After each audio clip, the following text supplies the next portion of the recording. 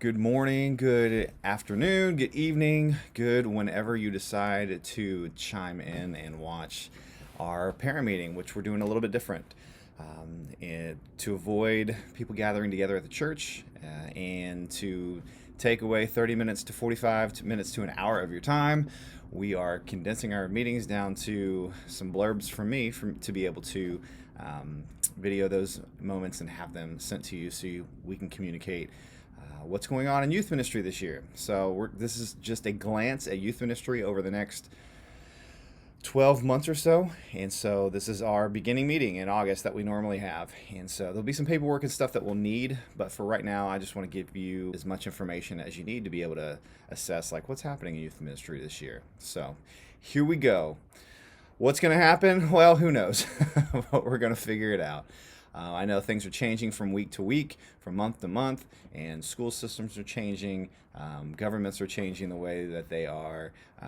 They're moving from week to week as well. Churches are in that category as well. And so we're doing our best to stay on top of things as best we can and to provide meaningful interaction and education, discipleship to your kids. And so it's been a challenge, but it's been good over these last few months. So we'll continue to change things as we move through, but we'll figure it out. We will.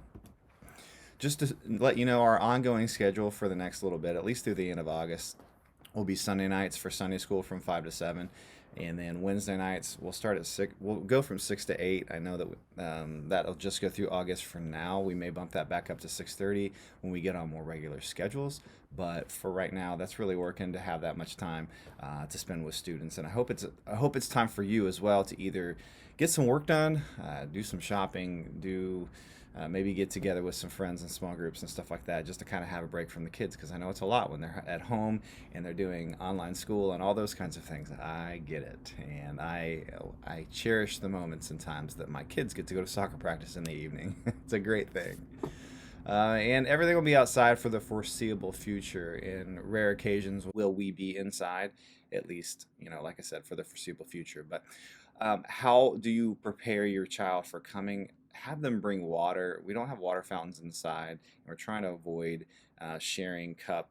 Well, they don't. We never have them share cups, but we're trying to avoid any distribution of drinks that's not bottled up. But we've spent a good amount of money with Gatorades and such, and so moving away from some of that stuff because that was more of a summer thing. So if they could bring a bottle of water, that'd be fantastic. Clothes that are comfortable or clothes that they can play in. We're not doing like tons of activities where they would be getting sweaty and things like that, but that's just that kind of clothing is probably best for what we do for our gatherings right now, especially as we're outside, especially as it's a little hot.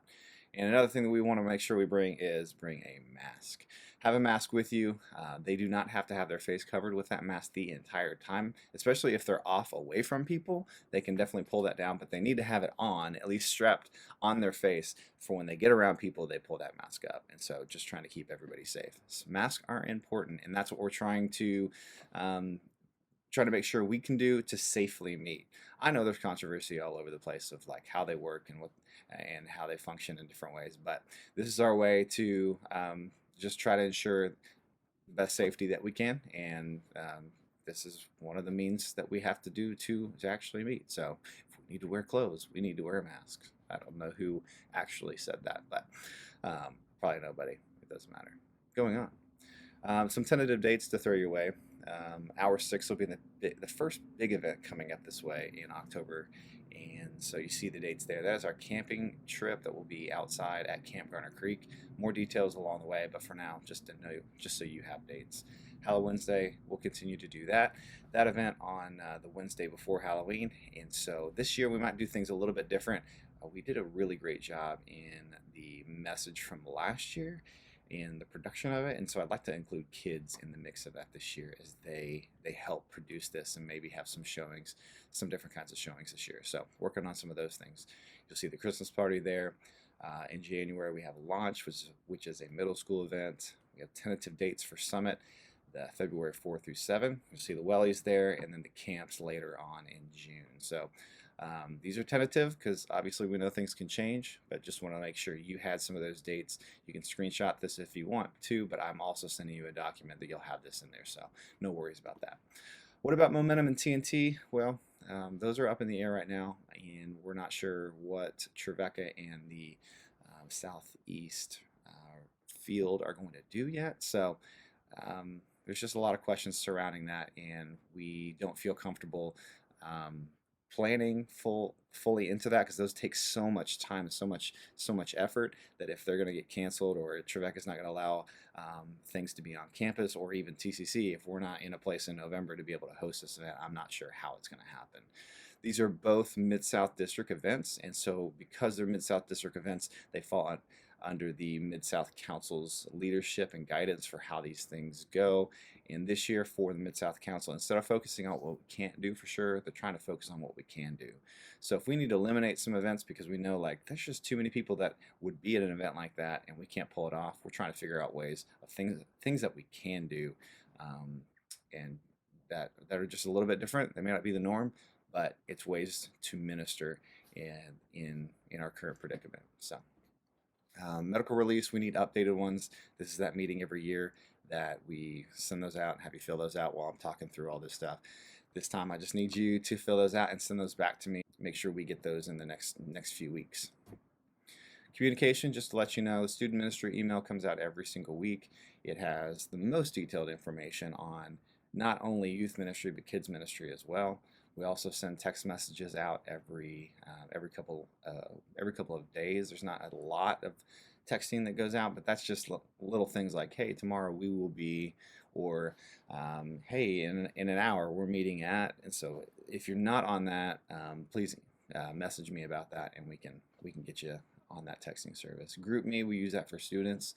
That is for them to communicate with one another and communicate with us, and we send that stuff out. Instagram is different pictures that we send. That's TCC the well, and there's not a ton of things on there. It's more selective in what we use to put on the Instagram. Facebook, we use that for just posting pictures.